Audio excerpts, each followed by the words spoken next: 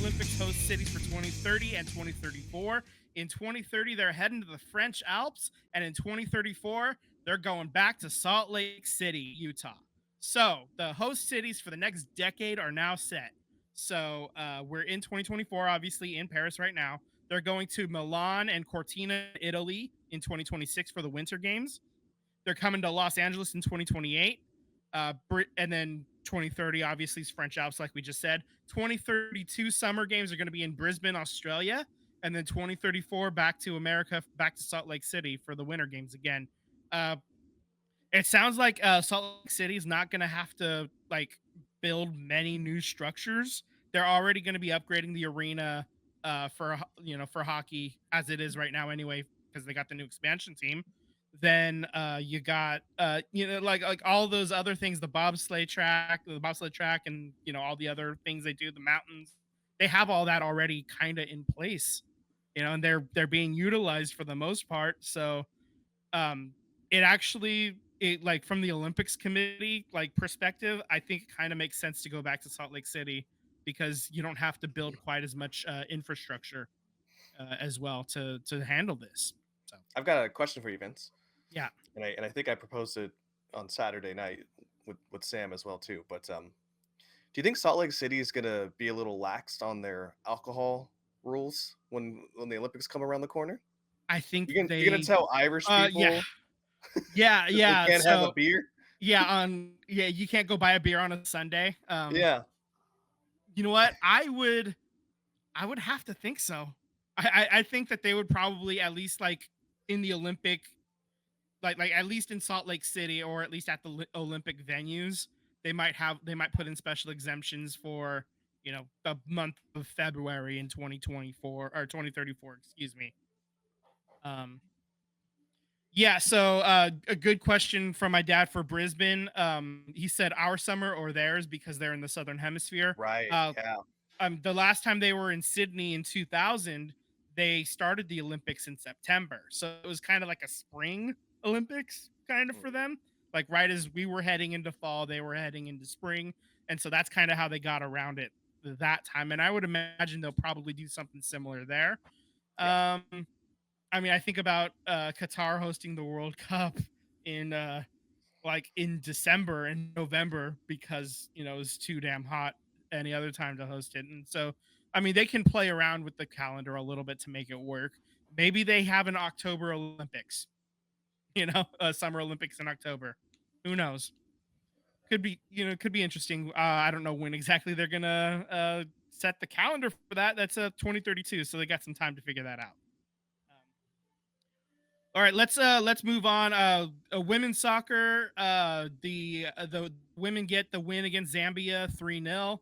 Trinity Robbins scored in the 18th minute, and Mallory Swanson scores two goals 66 seconds apart in the 24th and 25th minute. Yes, that is a U.S. women's national team record for fastest two goals for one player.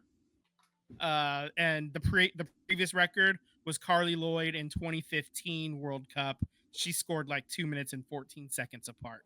So and then Zambia player got a red card in the 34th minute for a foul. So it was a little bit disappointing that they didn't score again after that. So they played the last 15 minutes of the first half and the entire second half up a player, but didn't add on to the goals.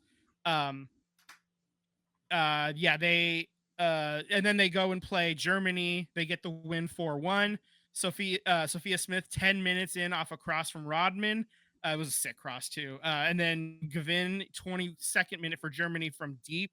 And Sam Coffey was given a yellow card on the play for tackling another player, and the ref played the advantage properly, in my opinion, clearly because Germany had the advantage, and so they scored on it.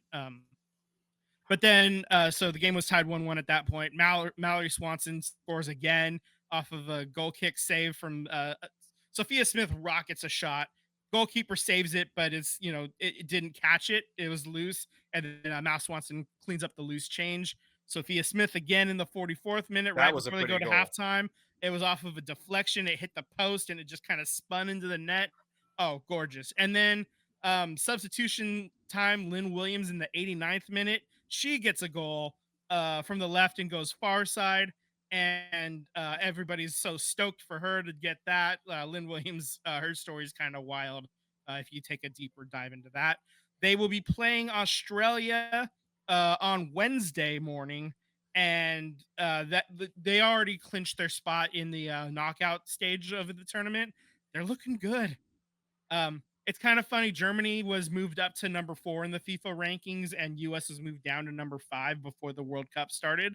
Maybe they should have waited before doing that, because USA just gave them the fucking hands, man. It was a very impressive showing from start to finish in the Germany game, especially. So they passed that test under the new manager Emma Hayes, and I look forward to seeing what they do once they get to the knockout stages at the end of this week.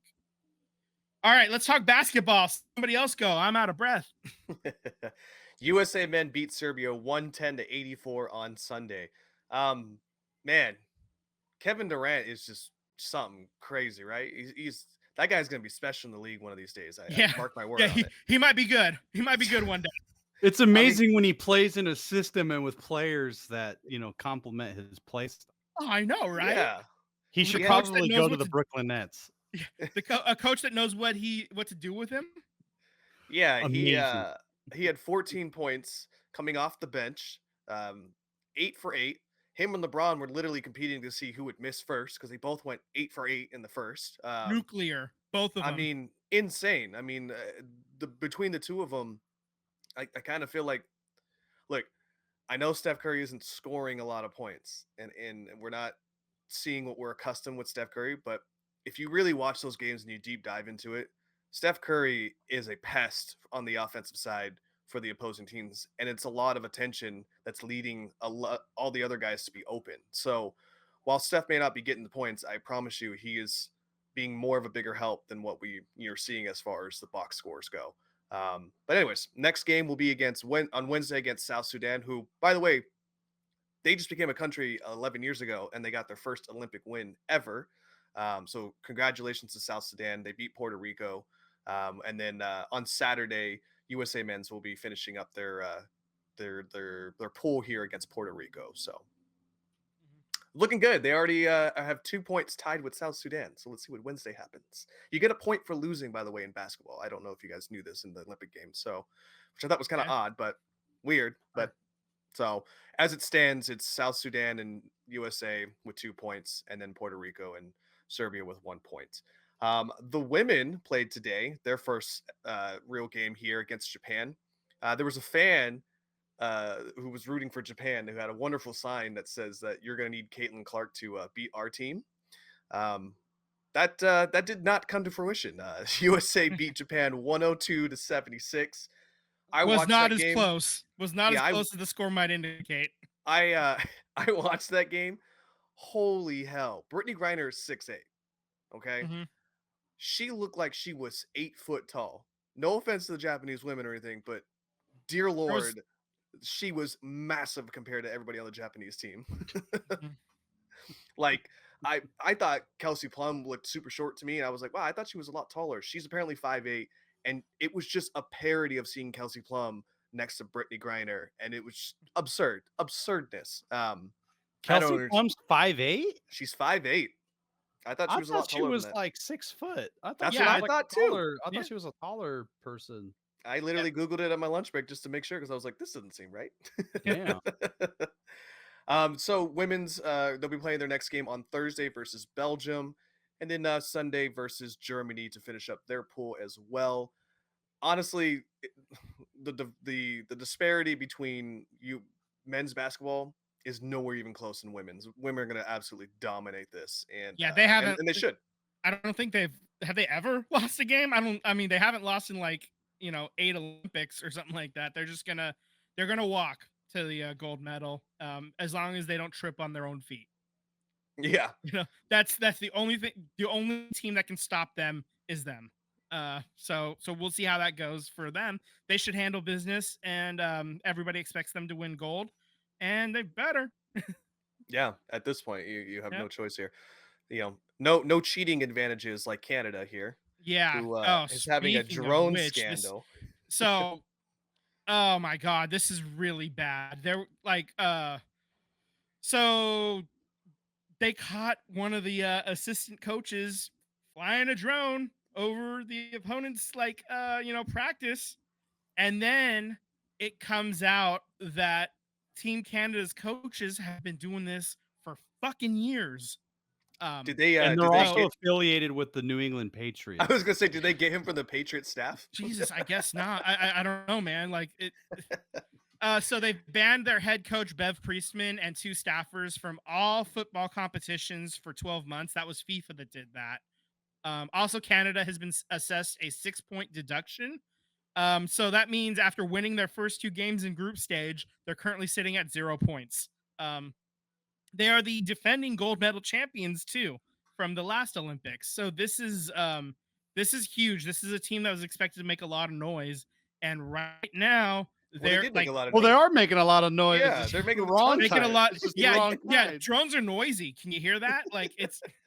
I mean, I wonder. this I is a- wonder how they won last. Got the gold last time. Like, I yeah, wonder what advantages gave this them is that. literally calling into question everything, and it sucks for the players. The players didn't have any knowledge about this. They're trusting that their coaches are getting their info and their everything the right way by studying, film that exists on tape from airing on fucking ESPN or whatever, like not from drones flying, a mile in the Sam, sky. can This you is imagine being in film studies or film session and be like, damn, our coaching staff is pretty good. Like they know every single play that they're doing. That's pretty spectacular, man. right. Like nobody's sitting there. I'd be looking at you, Sam, and I know you'd be looking at me and be like, I don't know why we're this good as far as preparation goes. There might be a little red flags Well, coming up here. I would say I don't think it's like literally that specific when they give them that, but like they are prepared. The way you prepare is obviously different on for each opponent. But the fact that they had this extra stuff, especially like when they're playing in CONCACAF matches, where they know where the other teams like practicing in whatever. They actually, I think they said that there was a possibility that it happened in Tokyo as well. Somebody snuck out during like COVID lockdowns and was flying drone footage and Jesus. getting drone footage. So this is really a terrible look for Team Canada soccer, and it like I don't. This is it's horrible. It sucks. I just feel terrible for the players. They're getting punished. They're the ones that went out there and played the game, but the coaches got a lot of help through illicit means, and it sucks. That you couldn't trust your coaches to do the right thing. They're gonna get fired. Like they're not just suspended. Like there's no way Bev Priestman comes back to Team Canada after this, which opens the door for the second coming of America for women's soccer at least. So yeah, Sorry. this is rough. Let's just talk medal count real quick as well. Team USA is the early leader after Monday's events with 20 total medals, 3 gold, 8 silver, 9 bronze. Right now, Japan has the most gold medals with 6. So I'm sure we're gonna catch up on that plenty easily right now, plenty soon enough. Sam, you just wrote this in here. Actually, quick shout out to women's rugby. Jason Kelsey's favorite team now, the women's rugby team. Alana Marr is just going viral with Derrick Henry-esque style Oh stiff my arms. god. It was Just like I think about there's one with Christian McCaffrey running down the sideline and he just like stiff arms somebody straight to fucking hell, and she's doing that like all over the pitch, man. It is a sight to behold, and yeah, I she's hope- crushing it, man. caught a She's little bit crushing of it that when I'm game when as it's oh. Tyler logged me into his account there, so I've been sneaking a little bit in and out in there, and I heard about these stiff arms, so I had to go and start watching a little bit of women's rugby, and she stole my heart. It's the She woman for your boy here. she whisked Sam off his feet, Woo! carried him to the Oh my- bedroom. Stiff armed me like I was just a rag doll. Yep. Loved every second of it. Just like No, keep the I eye mean it was contact. awesome. Shattered was tailbones, man. Awesome. Yeah, I she was really putting- hope the USA gets to meet New Zealand That's the clash Yes. I'm looking for, man. I really want that. I want to watch the fuck out of that game. Are you kidding me, man? Oh, Man. So that was a joy watching Yeah. that. So yes. So Shout out. there's a lot of really cool stuff happening in the Olympics that you don't normally get to see. I mean, how often is rugby sevens on TV in America? yeah, Not often. This is a chance to see it. And I think that the Olympics, like broadcasters, do a pretty good job of explaining the rules for the simpletons. Um, at the people that don't know, like I don't know rugby seven rules, so like when you watch it, they're like explaining things a little bit as we go, um, It's and actually they're also excellent. like give It, they, the stories of the players too, so you can like learn about them as well, and you get invested, and that's why we give a shit about Alana Mar just crushing people, sending people straight to hell, shattering like dreams and bones. yeah, the sevens version is it's an excellent rendition of how they normally play rugby because it's a lot faster. The games go a lot faster too. Shout out to them figuring out how to make their fun game faster, unlike MLB. Yeah, I want to see Mayer go at it. New Zealand's got their own beast in Woodman. She's a beast. Have you guys seen any highlights of her? It's gonna be fun, man. I'm gonna make sure I watch all the replays if I can't catch them live, and I'm excited, man. Gold Olympics are here, and I am cherishing every minute of it, even down to equestrian.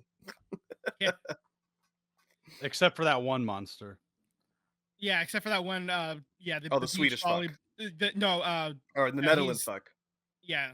He's My apologies, Dutch, and Sweden. Don't he ban us. plays he plays beach volleyball. So No, I was talking about the girl he that wear- beat her horse, but Oh yeah, Oh. that one too.